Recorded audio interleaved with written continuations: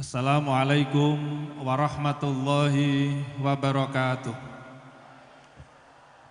Hadratil Muhtaramin, para alim, para ulama,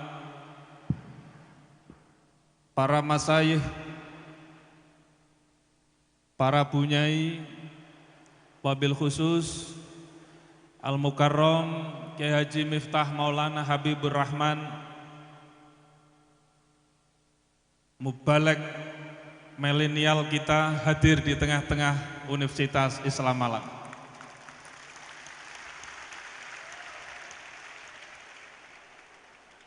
Syukur alhamdulillah di hari ini kita dihadiri oleh tokoh muda kita, Kyai Haji Miftah Maulana Habibur Rahman, yang video ceramahnya sudah tersebar bukan hanya di Indonesia, bahkan seluruh dunia. Mudah-mudahan kehadiran beliau di tempat ini nanti akan banyak memberikan inspirasi baru, terutama bagi pemahaman dan pengamalan ajaran Islam, di mana Rasulullah Muhammad SAW adalah role model, modelnya para model, sampai-sampai terdokumentasikan di dalam Al-Qur'anul Karim, laqad kana lakum fi rasulillahi uswatun hasanah. Sungguh pada diri Rasulullah adalah menjadi sebuah toladan yang baik bagi kita semuanya. Bagaimana Rasulullah mengkonstruksi tentang teologi Islam, bagaimana Rasulullah menjadi role model, meletakkan etika, dasar-dasar akhlakul karimah di dalam membangun subaya budaya dan peradaban. Bagaimana Rasulullah meletakkan dasar-dasar syariat, dasar-dasar muamalat ketika manusia hidup di tengah-tengah masyarakat. Tidak seperti yang sekarang ini terjadi, adanya transnasional, ada paham-paham yang masuk di Indonesia. Kalau kita catat ada kurang lebih sekitar 400 paham yang telah mengalir ke Indonesia, dan kita bersama perlu waspada, kita bersama-sama perlu mencermati. Dan di mana Unisma baru saja kemarin kita mengkaji tentang peran mahasiswa di dalam menanggulangi radikalisme. Mudah-mudahan mahasiswa Unisma Civitas Akademika menjadikan Rasulullah Muhammad SAW sebagai role model, sehingga Indonesia damai, Indonesia toleran, Indonesia harmoni, Indonesia bisa menempatkan secara proporsional di tengah-tengah masyarakat. Dan ini menjadi tugas kita bersama, dan Unisma harus mengawal negara kesatuan Republik Indonesia. Itulah pengantar kami dalam menyambut hari besar Islam, yaitu kelahiran Nabiullah Muhammad Rasulullah SAW. Mudah-mudahan pertemuan ini membawa berkah bagi kita semuanya, dan khususnya bagi Universitas Islam Malang, dengan siraman-siraman rohani, siraman-siraman embun penyejuk, hati kita akan menjadi damai, hati kita akan menjadi hati yang mutmainnah, yang tenang, dan sekaligus kita memiliki sebuah kewajiban untuk mendudukkan Islam di tengah-tengah kehidupan kita, yaitu Islam rahmatan lil alamin, Islam yang teduh, Islam yang sejuk, bukan Islam yang mengembangkan sikap-sikap intoleran. Demikian yang perlu kami sampaikan. Wabil khusus kami sampaikan terima kasih yang sebesar-besarnya kepada Al-Mukarram Kiai Haji Miftah Maulana Habibur Rahman yang sudah menyisihkan waktu untuk Universitas Islam Malang. Assalamualaikum warahmatullahi wabarakatuh. Bapak Rektor beserta jajaran Wakil Rektor serta jajaran Sivitas Akademika Unisma Universitas Islam, Masya Allah.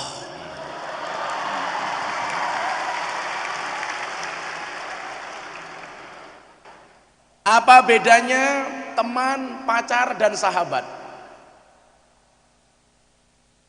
Saya nulis teman itu adalah 1000 orang yang datang di saat kamu senang. Kalau kamu lagi punya uang, semuanya datang, itulah teman. Sementara pacar, 1 orang yang membuat kamu lupa 1000 orang.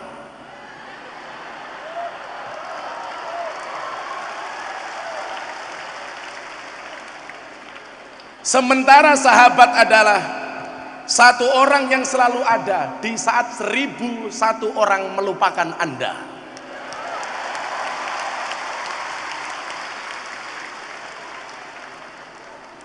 Maka mudah-mudahan persahabatan kita dalam bingkai akidah Ahlus Sunnah wal Jamaah tidak hanya sampai di dunia ini, tapi sampai besok bersahabat di surganya Allah Subhanahu wa Ta'ala.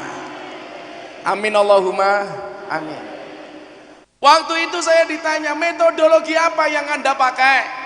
Saya jawab, inilah yang diajarkan oleh akidah Ahlus Sunnah wal Jamaah di dalam Jam'iyah Nahdlatul Ulama. Karena Islam yang diajarkan oleh Nahdlatul Ulama adalah Islam yang menyenangkan. Maka salah satu visi terbesar Nahdlatul Ulama adalah sifat tasammuh, Islam moderat, Islam yang toleran, yang rahmatan lil alamin. Maka coba Anda lihat, menurut Imam Al-Ghazali, karakteristik kiai itu apa? Alladzina yang duruna ilal ummah bi'ainir rahmah. Kiai itu yang memandang umat dengan kacamata kasih sayang, bukan dengan kacamata kebencian. Saya diundang sebuah stasiun televisi swasta, panel sama kiai lain. Ulama ini ditanya, apa pendapat Pak Kiai tentang dakwah Gus Miftah di dunia malam? Apa jawaban kiai ini? Dakwah Miftah di dunia malam itu memalukan, menistakan agama. Sholawat, ngaji di hadapan mbak-mbak seksi, itu memalukan. Waktu itu saya ditanya sama presenternya, apa respon Gus Miftah? Saya jawab, kalau dakwah saya di dunia malam bersama para pendosa dianggap memalukan. Lebih memalukan mana ketika kita melihat kemaksiatan, diam tanpa memberikan solusi apapun kepada mereka.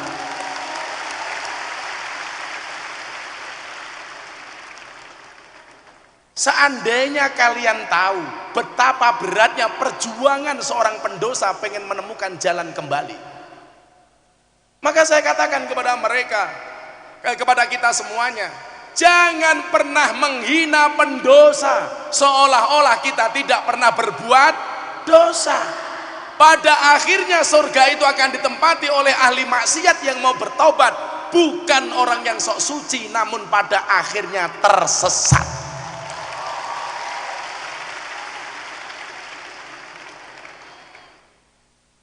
Maka ajaran saya itu ajaran cinta, Pak. Itulah yang kemudian salah satu poin kenapa Master Corbuzier akhirnya tertarik masuk Islam. Saya itu kan kenal Mas Dedi baru setahun, Mbak. Gara-gara video saya viral, pengajian di dunia malam, saya banyak undangan televisi. Tidak ada yang saya terima. Salah satu yang saya terima itu adalah acaranya Mas Dedi, acara kopi susu. Apa? Le kopi kan hitam, susu putih, goblok gitu.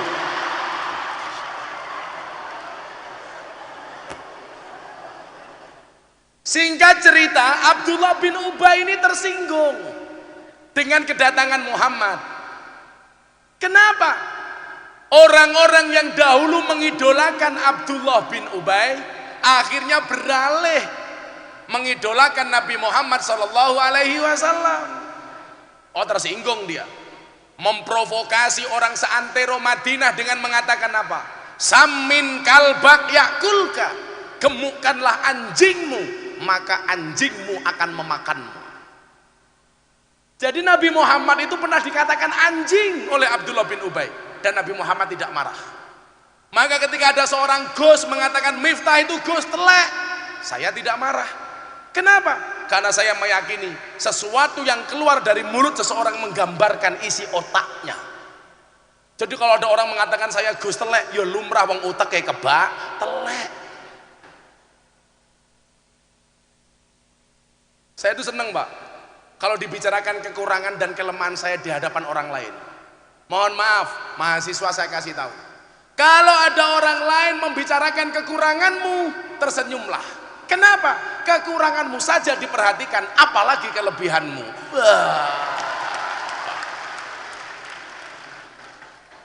Gak usah baper, Nduk, santai baik. Cantiknya wajahmu hanya akan membuat laki-laki menatap, tapi cantiknya akhlakmu akan membuat laki-laki menetap.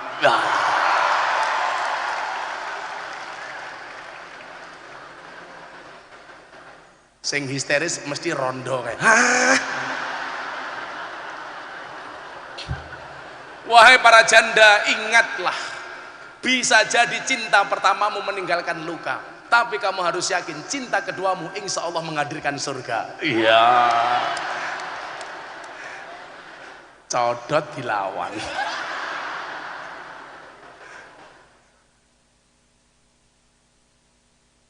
Melihat Abdullah bin Ubay marah, Kanjeng Nabi tiap harinya berdoa, ya Allah berikanlah hidayah kepada Abdullah bin Ubay. Apakah berhasil? Tidak. Abdullah bin Ubay tetap menjadi kafir, tetapi anaknya Abdullah bin Ubay akhirnya masuk Islam. Inilah dakwah, merangkul bukan memukul. Kalau kemudian dakwah itu memukul, maka partner kiai itu bukan Jibril, tapi Israel. Partner Nabi seharusnya bukan Jibril, tapi Israel.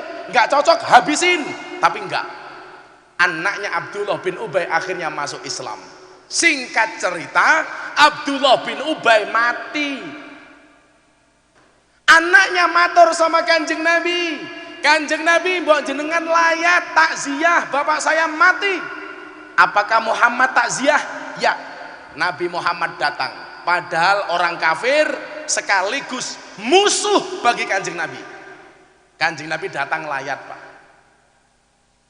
Sampai di tempat itu anaknya matur, Kanjeng Nabi, mau enggak engkau memberikan syafaat kepada bapak saya? Tolong ludahi bapak saya. Padahal musuhnya sama Kanjeng Nabi diludahi. Berhenti sampai di situ? Tidak. Anaknya matur lagi, Kanjeng Nabi, boleh nggak saya minta jubahnya? Untuk apa? Akan saya jadikan kain kafan untuk bapak saya. Anaknya Abdullah bin Ubay mikir, kalau bapaknya dikasih kain kafan, jubah Kanjeng Nabi, malaikat munkar nakir nggak berani tanya. Boh, jubah Kanjeng Nabi, bro. Gitu kan. Makanya kalau ibu-ibu muslimat pengen besok nggak ditanya munkar nakir, gampang, Bu. Kain kafanmu dirubah warnanya hijau. Gak akan ditanya sama munkar nakir, Bu, soalnya apa? Dikira lontong.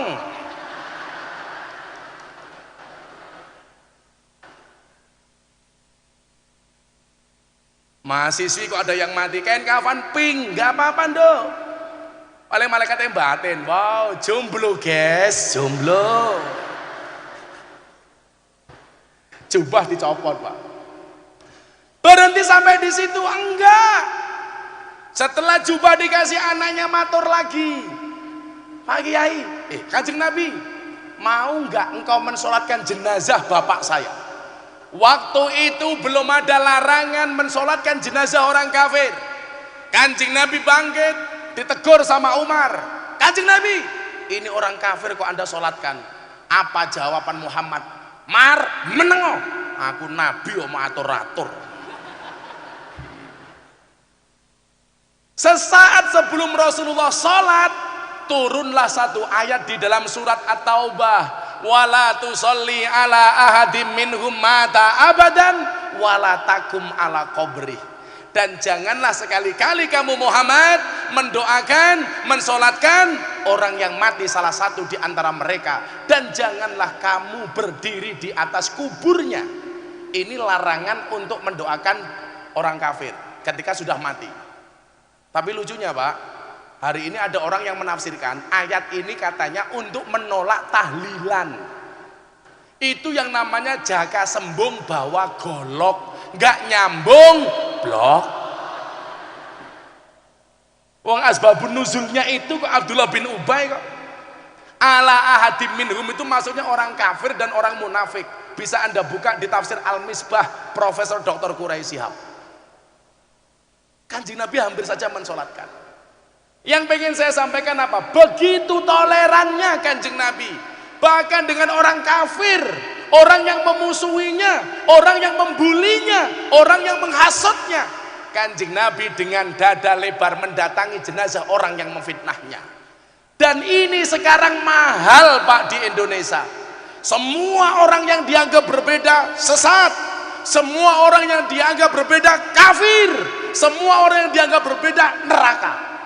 Bahkan kemarin saya di-tag sebuah akun Instagram, tunjukkan kepada kami dalil sahih untuk mencintai Kanjeng Nabi melalui Maulid Nabi. Saya bilang, aku mencintai kamu saja tanpa dalil. Masa aku mencintai Rasulullah harus pakai dalil? Please deh. Saya nggak butuh alasan untuk mencintai Rasulullah. Saya nggak butuh dalil untuk mencintai Rasulullah. Aku seneng karo bojoke tanpa alasan loh Pak. Malam-malam saya pulang, istri saya pupurnya terlalu tebal. Istri saya malu bilang sama saya, mohon maaf bah, pupurnya ketebalan, bedaknya ketebalan. Saya bilang, ya Beb, saya tahu bedak kamu tebal, tapi kamu harus yakin cintaku lebih tebal daripada bedakmu. Aku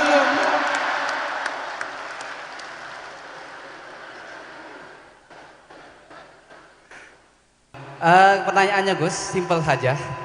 Bagaimana kita itu punya motivasi untuk bisa berdakwah ke kaum-kaum marginal? Apa titik mula Gus ini bisa berani berdakwah ke sana? Apa yang memotivasi, dan bagaimana dengan kita ini yang mungkin belum berani? Mungkin belum berani imannya, apalagi nafsunya. Oke, terima kasih Gus. Assalamualaikum warahmatullahi wabarakatuh. Baca surat Az-Zumar. Qul ya ibadiyalladzina asrafu ala anfusihim la taqnatu mir rahmatillah. Janganlah kamu berputus asa dari rahmat Allah. Innallaha yaghfirudz dzunuba jami'a. Karena Allah akan mengampuni dosa-dosamu semuanya.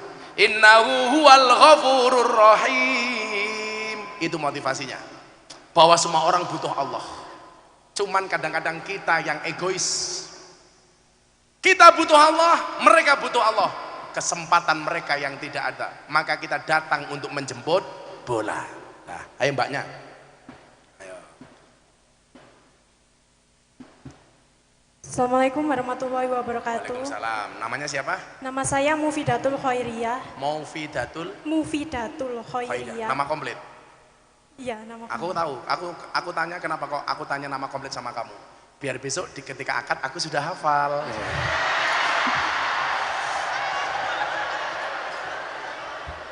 Codot. Apa Mbak Mufidah? Gini Gus, kan sebagai mahasiswa itu godaannya terlalu besar. Kalau ditanyai, kebetulan saya itu kan pendidikan agama Islam. Jadi PAI. ya Nanti saya keluar merasa ijazahnya kayak apa? munafik gitu. Kenapa? Karena gimana ya? Kalau ditanyai tentang Islam itu belum sepenuhnya. Terus gimana cara kita itu sebagai mahasiswa itu bisa cinta ke Nabi Muhammad daripada cinta ke duniawi. Soalnya godaannya itu terlalu besar, Gus. Kamu nggak akan kufar Ferguso?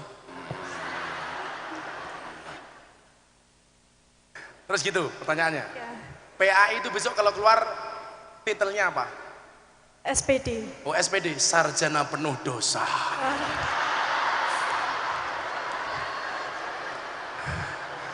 Kalau saya dulu SAG, sarjana agak gimana gitu.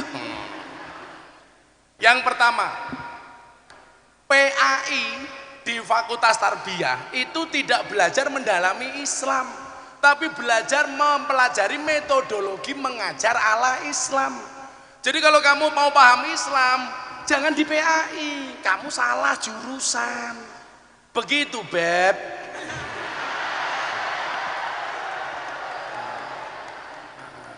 Bagaimana kita mencintai Rasulullah? Yusarul mar'u ma'aman ahabba. Seseorang itu besok di hari kiamat akan dikumpulkan bersama orang-orang yang dicintainya. Kalau kamu kesini cinta dengan Rasulullah, besok di padang mahsyar akan kumpul dengan Rasulullah. Kamu di sini cinta dengan Gus Miftah, besok di padang mahsyar kita berdua, Beb. Wow. Saya dulu yang saya jadikan motivasi itu, saya pengen di surga bareng Kanjeng Nabi. Karena Rasulullah mengatakan almar'u ma'aman ahabba. Kamu ketemu idola artismu saja seneng, masa sama Kanjeng Nabi tidak? Gitu ya, Mbak Mufidatul Khairiyah binti. Makasih Mbak Mufidah. Sebelum selawatan, sebagai kata penutup, saudara-saudara sekalian, atas apapun yang terjadi dengan bangsa Indonesia hari ini, ingatlah, saya selalu mengatakan, kenapa kaca mobil bagian depan itu pasti jauh lebih besar daripada kaca spionnya? Jawabannya sederhana. Kenapa kaca mobil bagian depan lebih besar daripada kaca spion? Yakinlah masa depan bangsa Indonesia jauh lebih besar daripada masa lalunya. Amin Allahumma amin. Shallu ala Nabi Muhammad. Hasbi Rabbi Jalla Allah ma fi qalbi ghairullah Nur Muhammad sallallahu la ilaha illallah hasbi Rabbi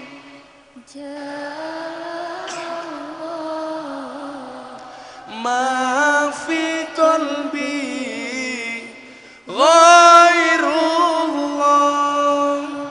Nur Muhammad sallallahu